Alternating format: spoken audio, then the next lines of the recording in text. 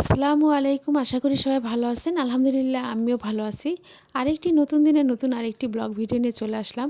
তো আজকে আমি আমার বাবার বাড়িটা আপনাদেরকে একটু ঘুরিয়ে দেখাবো।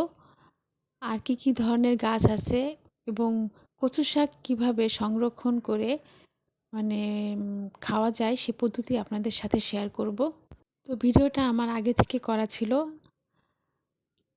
তাছাড়া আমি বাবার বাড়ি ছেড়ে ঢাকায় চলে আসছি আমার শ্বশুর বাড়িতে। তো যাই হোক, এটা হচ্ছে আমাদের মাটির চুলা মানে রান্নাঘর। যখন মনে করেন কারেন্ট থাকে না বা গ্যাস নাই, তখন মাটির চুলায় রান্না করা হয়। আর বিশেষ করে শীতকালে পিঠা তৈরি করলে এই পিঠা বানালে আর কি এই রান্নাঘরে আর কি বানানো হয়। এটা হচ্ছে আমাদের বিল্ডিংটা। এটার ভিতরেও আমাদের টয়লেট, গোসলখানা এবং রান্নাঘর আছে। মানে এই বিল্ডিংয়ের মধ্যে আর কি গ্যাসের চুলায় রান্না করা হয়।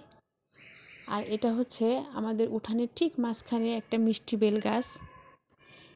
এই গাছের বেল খেতে অনেক মজা আর প্রচুর পরিমাণে বেল ধরে। আর মনে করেন প্রতিদিনই একটা দুটা করে বেল পড়তে থাকে। তো আমার ভিডিওটা যদি আপনাদের ভালো লেগে থাকে তাহলে লাইক, কমেন্ট, শেয়ার করে দিবেন। আর অবশ্যই সাবস্ক্রাইব করবেন। এটা হচ্ছে বিক্রমপুরের ঐতিহ্যবাহী ঘর, মানে সবার বাড়িতে এরকম ঘর আছে, কাঠের ঘর। আর এটা হচ্ছে পান গাছ। তো এই ঘরে আমাদের কি খাওয়া দাওয়া হয়, আবার থাকার জন্য একটা রুম আছে। আর এই ঘরের সাথেও আমাদের রান্নাঘর আছে। এখানে মানে কারেন্টে চুলায় রান্না করা হয়। আবার এর সাথে গোসলখানা এবং টয়লেটও আছে। তো অত কিছু আমি দেখাচ্ছি না। আর এটা হচ্ছে কলপার, মানে এটা হচ্ছে আমাদের মুক্ত কল।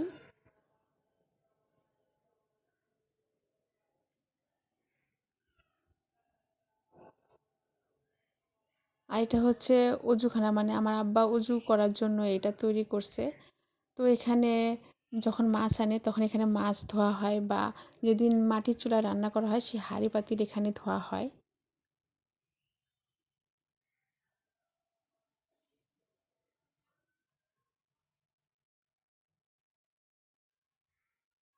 আর এটা হচ্ছে পাঙ্গাস মাছ, মানে নদীর পাঙ্গাস।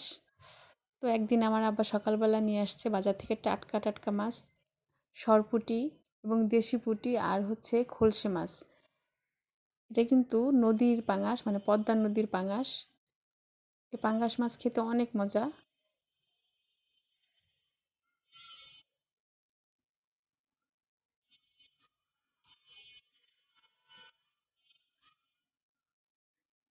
তো চলুন এখন কচু শাক কেটে নিব।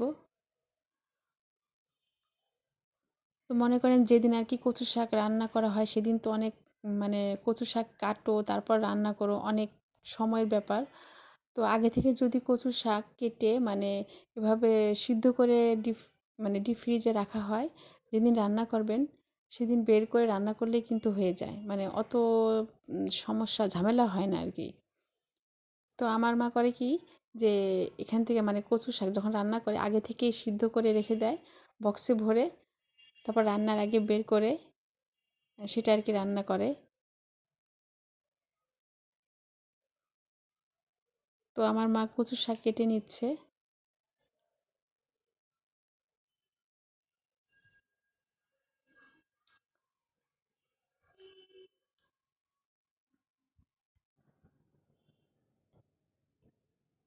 আর কচুর যে শাকগুলো আছে পাতাগুলো ওগুলো নিব না, কারণ আমাদের এখানে অনেক প্রচুর পাখিতে পায়খানা করে মানে সব পাতাগুলো নষ্ট করে ফেলছে, যার জন্য পাতাগুলো ফেলে দিব। শুধু কচুর মানে ডাঁটাগুলো নিব, যাকে মানে যারা আর কি মানে আমরা সবসময় বলি যে ডাইগা, যাই হোক ডাঁটাগুলো নিব আর কি। তো যেভাবে আমার মা ছুলে রাখছে, আর এভাবে রাইস কুকারে সিদ্ধ দিয়ে দিয়েছি। এভাবে আপনারা রাইস কুকারে সিদ্ধ করে তারপরে সংরক্ষণ করতে পারেন। তো সবগুলো কচু শাক কিন্তু এভাবে সিদ্ধ করে নিয়েছি। সিদ্ধ করার পরে এভাবে চালনিতে পানিটা ছেঁকে ফেলছি। তারপরে যতটুকু লাগবে মানে এটাকে 3 ভাগ করে রেখে দিব, যখন মন চাইবে বের করে রান্না করলেই হয়ে যাবে।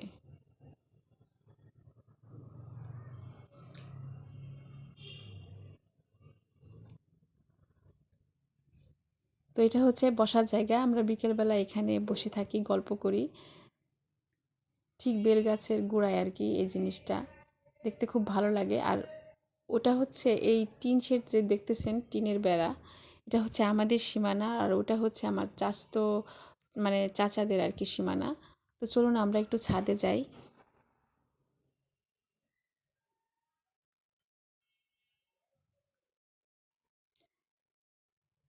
দেখেন গাছে কত বেল ধরেছে। আমি পুরোপুরি ভিডিওটা ভালো করে নিতে পারতেছি না, যার জন্য দেখাতেও পারতেছি না। বেল, অনেক বেল ধরেছে উপরে। আর এটা হচ্ছে আতা গাছ, প্রচুর আতা ধরছে। আতা বা শরীফা ফল, আর নোনা ফল তো আর এক রকম।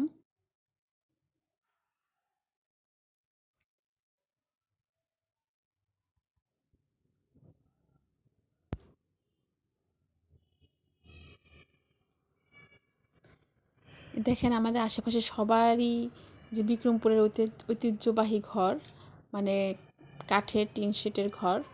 সবার বাসায় বিল্ডিং আছে, তারপরেও একটা কাঠের ঘর অনেকের বাসায় আছে আর কি। এটা হচ্ছে তেজপাতা গাছ।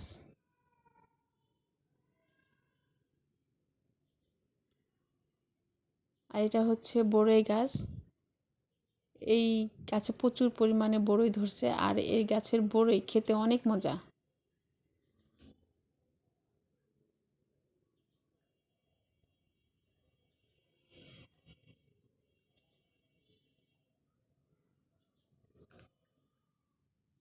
তো যে আপনাদের মাছ দেখিয়েছিলাম, সেই খলসে বা ওই যে পুঁটি মাছ, খলসে মাছ আর পুঁটি মাছ আমার মা শুটকি দিয়েছে, তো ছাদে সেগুলো রোদে শুকাচ্ছি। তো সবাই ভালো থাকবেন, নতুন নতুন ভিডিও দেখতে আমার চ্যানেল সাথে থাকবেন। আল্লাহ হাফেজ।